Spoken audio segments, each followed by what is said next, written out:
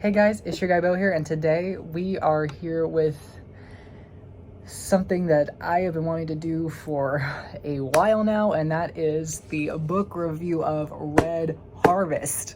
If you remember from my last video, I said that this was the prequel novel to Death Troopers, and oh boy have I been waiting for this video. Now, I know my voice sounds strange, but that's because yesterday my sinuses were acting up and I was coughing a lot and it caused my vocal cords to become strained, so that's why I sound like this. But anyways, oh man, this book I have been wanting to do for a while now. I have been, like, especially towards the end, I couldn't wait to make this video. So I am dying to share this with you. So yeah. Red Harvest came out in 2010, and it's the prequel novel to Death Troopers, and it tells the origins of the Black Ring virus. It takes place on the planet Odesser Faustin in the year 3645 BBY. That would place it during the time of the war between the New Republic and the newly reconstituted Sith Empire, with Darth Vitiate reigning supreme. But yeah. I'm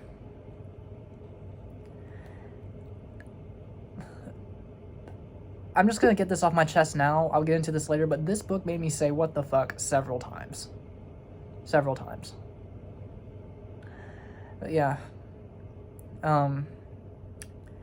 The first character that we meet, while he doesn't really play, like, he's one of those characters that you don't see much of, but plays a very instrumental role. And it's this human male Sith student named Wim Nictor. And oh man, this boy. I could tell when I read this, he was a cinnamon roll. He didn't deserve what happened to him in this book. Oh, this makes my heart hurt just thinking about him. I want to grab him out of these pages and give him a hug. Because he's only 17 here. And he'd been in the Sith Academy for 3 years, which means he joined at 14. But this boy is so precious and sweet. He did not deserve what happened. Oh man, it's really making my heart hurt.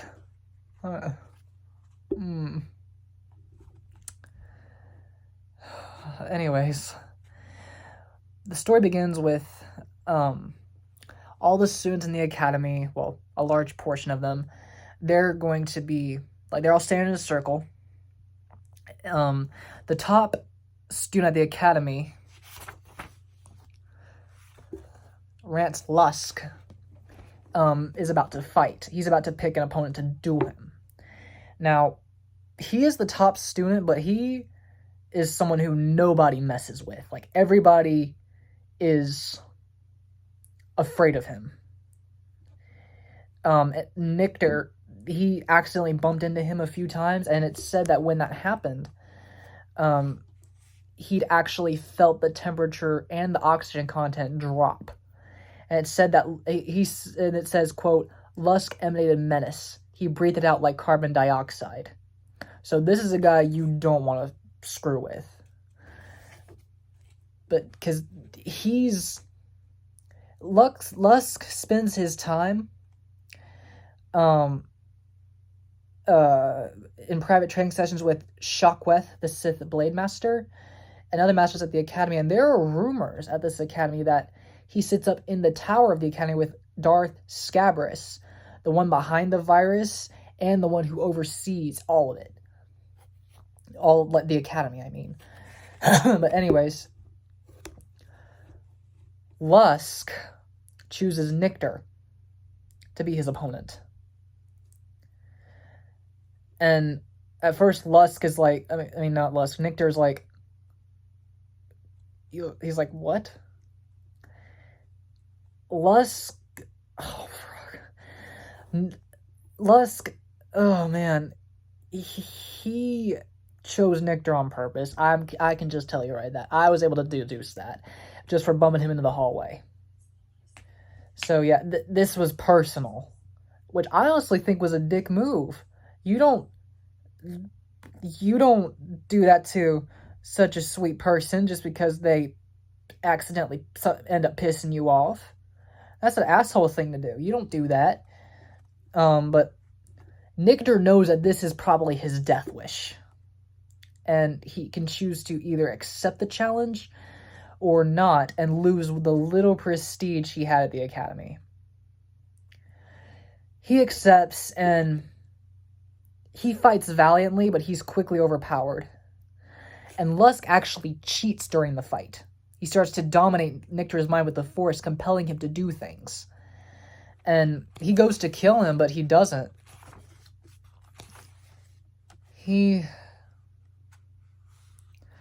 When Lusk looks at him, his eyes give a look that says, "You only lived because I let you."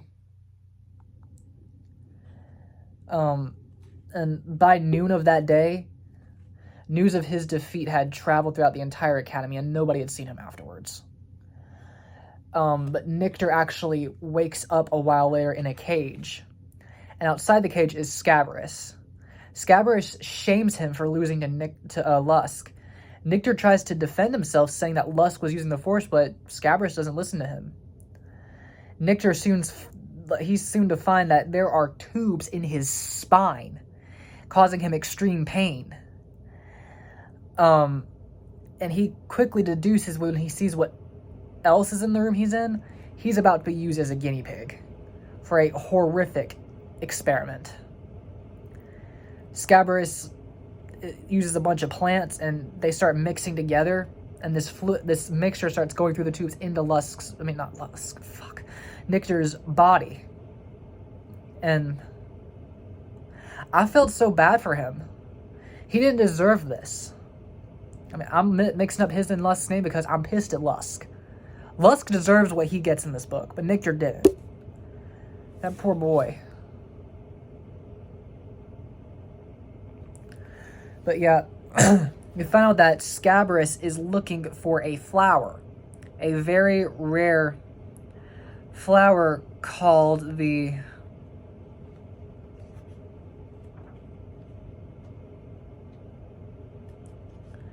Let me see if I can...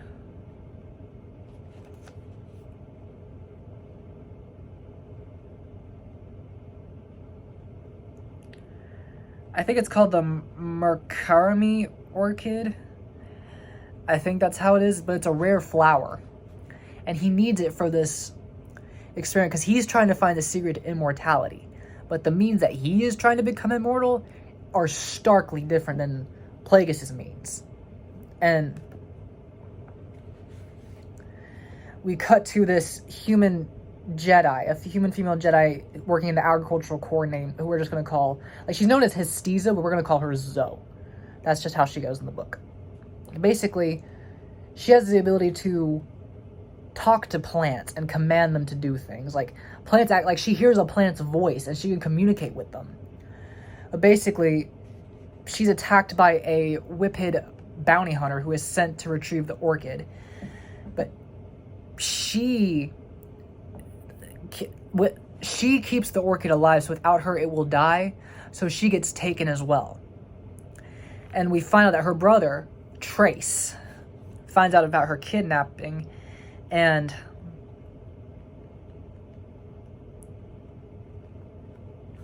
let me see if I can find it.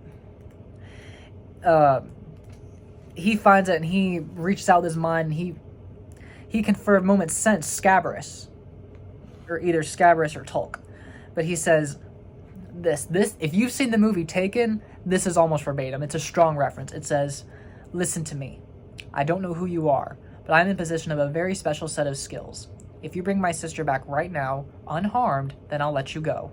But if you don't, I promise you, I will track you down. I will find you, and I will make you pay." Hard reference right there. Hard reference. But yeah.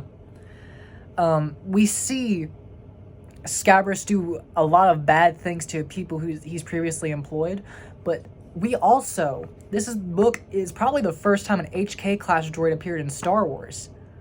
Although it is nothing like the HK droids we see. nothing like HK-47 in Star Wars The Old Republic, or the HK-87 assassin droids we see in The Mandalorian and Ahsoka.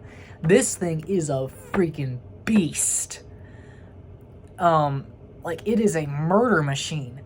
But it was fitted with a restraining bolt that caused it to act as a protocol droid. And when I was reading the way it was acting, I was thinking, hold on, something's not right here. Because with what I'd seen of HKs, they were not the way this was doing. So I thought something was not right. Something wasn't registering with me. Star Wars wasn't Star Warsing. But yeah.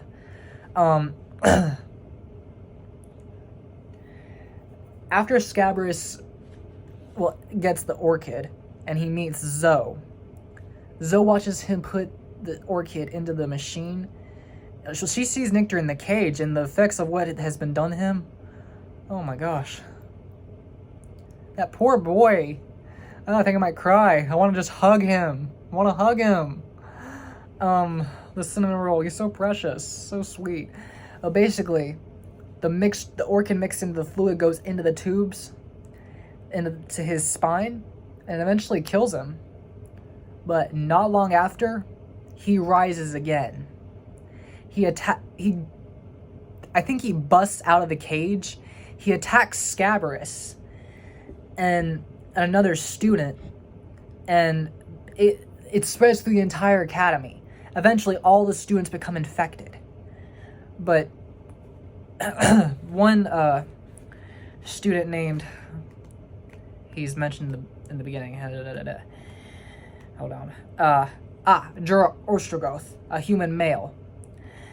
When he first started at the academy, he was I'm pretty sure he was almost sexually assaulted by another student, but he was saved by a Zabrak student who took a picture of him tied up without clothes to use as blackmail or as leverage. But yeah.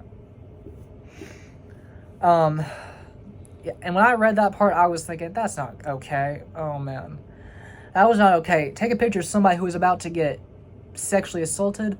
Oh man. No.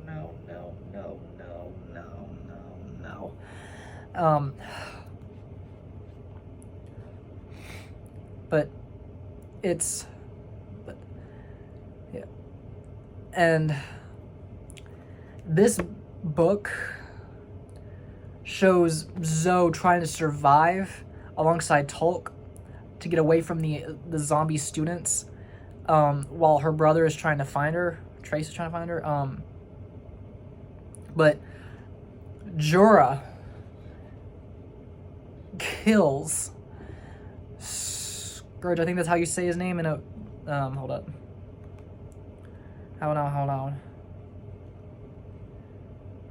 Scopik is his name. Scopik. Kills him in a very poetic fashion. I'm gonna read this chapter to you. It's not long, but it's gonna make you say, what the fuck, several times. Okay, it says... On the other side of the academy, fresh snow had begun drifting up outside the dormitory where Scopik had recently returned from his afternoon workout. The Zabrak had just finished his shower. It was his routine to wash up at this time of day when he had a rare moment of privacy, and was stepping out of the foggy stall with a towel wrapped around his waist when he noticed a trail of blood across the floor. He stopped and looked down at it. The blood hadn't been there a moment before when he'd gotten into the shower. The splatters were fresh and bright, streaking across the floor in the direction of the bunks.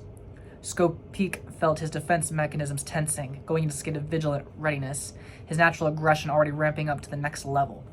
Easing his way silently the rest of the way out of the shower, he dressed quickly in his uniform and followed the blood trail to the right. He went that way. He could smell something now, the rancid odor of meat that had started to decay. It seemed to be growing worse with every second. That was when he saw the body lying on his bunk. It was dressed in a tattered academy uniform, its limbs and back contorted at unnatural angles, so that the head lolled sideways from the obviously broken neck. Staring at it, Scopik murmured a whispered childhood curse in his native language. The possibility that this might be a trick, some kind of poorly conceived prank, never crossed his mind. Someone had beaten a Sith Academy student to death and abandoned the corpse here on his bunk. As a warning or threat, he didn't know which. He edged closer. hoping he might be able to recognize the victim from what remained of its face. There wasn't much left to identify. The skull was badly crushed, half the face swollen and purple, the other half grotesquely pancaked so that one corner of the mouth peeled upward in a hideous parody of a smile. Skopik took another step, leaning forward, reaching down to turn the head over. The corpse swung itself up and lunged at him. It was Jura Ostrogoth. Skopik sprang back, instincts taking over as the thing charged at him in a ragged, flopping blur. He flew across the dorm floor, then force-leapt straight up, grabbing the ventilation fixture that hung 5 meters above the beds, legs dangling, using the vent's leveled surface for purchase while he scanned the room below for any kind of weapon. Below, the corpse snarled and lunged at him, every leap taking it closer to where Skopik hung on. Thick, ropey spit swung from its pulverized jaw. From above, the Zabrak thought he could actually see colonies of maggots squirming in the thing's lacerated scalp. No doubt about it, death had come for Jura Ostrogoth, but it hadn't finished the job. The Zabrak stared down at the corpse, heart pounding, kill instincts fully engaged. On some level, from the first moment when he made the tape of Jura on his bunk, he'd known there would be an hour of reckoning between them. Now that the moment had arrived, couched in terms that he could never have expected, Skopik was filled with a wild, adrenalized bloodlust, and he felt himself grinning a crazy grin. Was he actually enjoying this? Yeah, he thought. Yeah, I guess I am. Drawing on the force, gathering that he'd been taught during hundreds of hours of training, he jerked the vent fixture from its housing. It came loose with a hollow metallic pop, bolts rattling free, opening a rectangle of cold space that fed into an open air shaft above. Still dangling from the open shaft, Skopik turned the vent fixture over in his free hand, evaluating its immediate utility as a weapon. It was thin and aerodynamic, with sharp edges. It would serve the purpose well enough.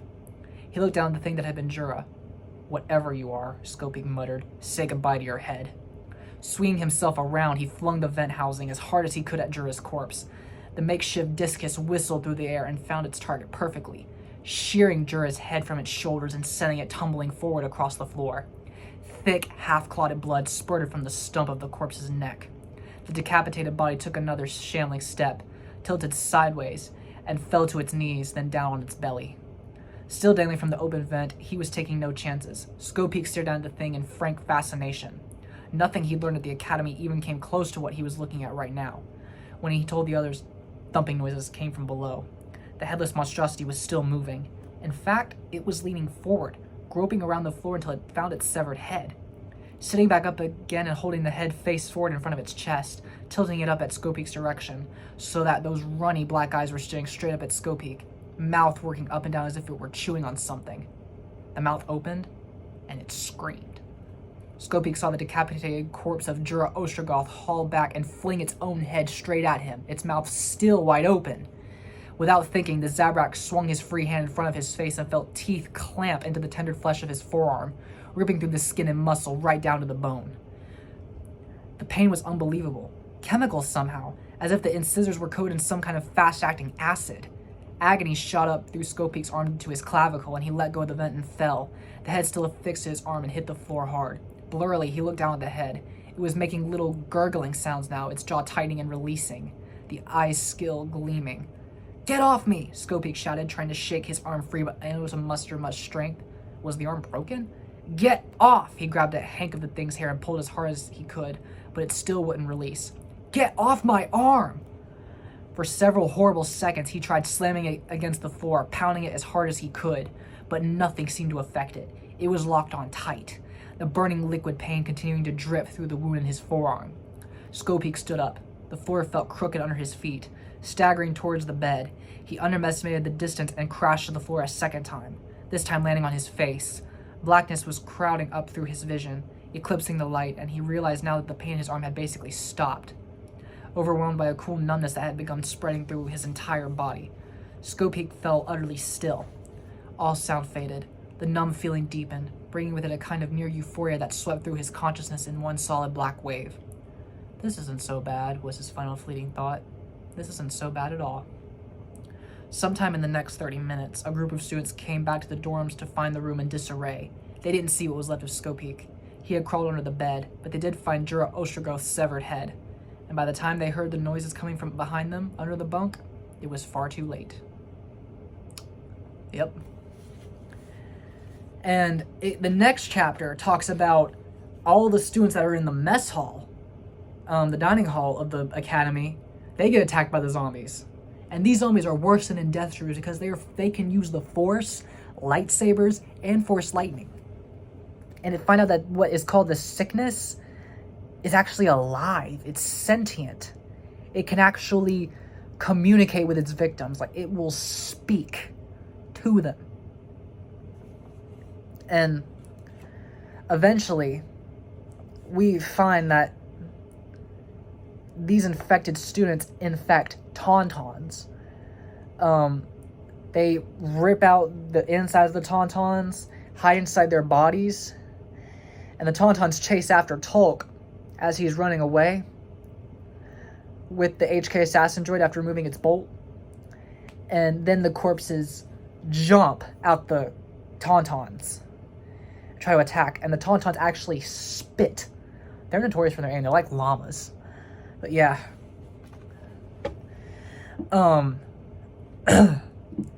Basically, it goes with, like, the different people who survive the initial wave slowly becoming infected over time. While Zoe finds out that Scabrous is going to perform a ritual where he's going to cut out her heart and I think eat it before he becomes completely infected. To become immortal, as he had learned all of it from a Sith holocron, all of that.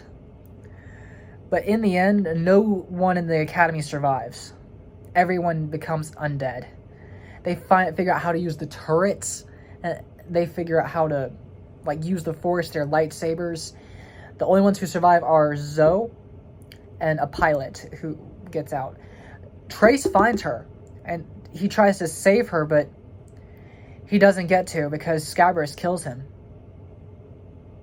But in the end, the orchid perishes. But Zoe does find its brother, but she chooses not to raise it. Instead, she chooses to return to Coruscant to continue her training. But I'm going to say this. After reading this book, I know for a fact that if Plagueis had gotten his hands on Scabrous' research, he would have discarded it. Because, number one, he would have deemed it as too tedious, as there are too many steps that had to be taken and too many variables to consider. Number two, he would have deemed it too dangerous, because if just one thing had gone wrong, it would have had disastrous consequences. And third, number three, he would have ultimately viewed it as crude and undignified compared to his effort with the midichlorians, and he would have not bothered touching it. While he probably would have respected its genius for its time, he would have disregarded it. But I could, like Death Troopers, I could easily imagine what was going on in my head. And I actually got Darth Bane trilogy vibes reading this. A Sith Academy, the headmaster being overconfident, only for it to come bite him in the ass later. It bit him in the ass. Well, it literally did bite him, but not in the ass, it bit him in the face. But yeah. And I'm not sure. I think I would like to see this on screen, but at the same time, I'm not sure. Because I've read books like this before, with this particular style. The Bane trilogy, the Darth Malgus novel, the Revan novel. So I'm not sure if I would want to see these events on screen. Although I think it would be nice because I could really imagine stuff at the end. And there's one scene where the pilot goes in the hangar to try and rescue a student named Kendra who's trying to escape. And then all of the zombie students ignite their lightsabers. Like the red, like filling up the entire dark room. And I couldn't help but think of, from that old Republic cinematic trailer where during the sacking of Coruscant, where all the Sith warriors ignite their lightsabers in the ship. I couldn't help but think of that. But yeah, this book was definitely worth it. And it talks about a hand coming out of the snow, but it wasn't holding a lightsaber. But I'm pretty sure the hand it's talking about was this hand. And after reading this, I think I want to get Mall Lockdown, but I'm not sure. Because I have so many more books to read.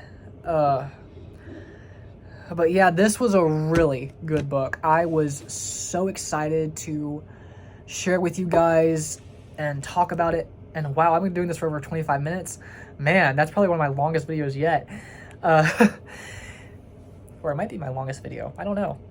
But yes, this was a very good book. I loved it. And Joe Schreiber knocked it out of the park. And I'm telling you right now, if I was one of those students at that Sith Academy, I would just use the Force to run away. Use the Force to just run as far as I could. I wouldn't take a ship. I would run. Run. And if I could find a ship, I'd take it. But otherwise, I would just run. Because I'm not taking any chances. I would just try my best to avoid the zombies, get to the snow, and then get the hell out. But yeah. I will say, I think this might be my last video for a while. Because I've got several projects in the works. And I need to take some time to keep working on them. But that's going to take a while, so I don't know when the next video will be, but there is something I'm working on that's so major, it will probably require several videos in order to cover. But it's going to be a while before it's ready. So y'all are going to have to be patient. I don't know when I'll see y'all again, but until then, I hope you enjoyed this video. And if I get Mall Lockdown, I'll let you know. But anyways, be sure to like, comment, subscribe, and I will see you guys next time, whenever that is. Bye-bye.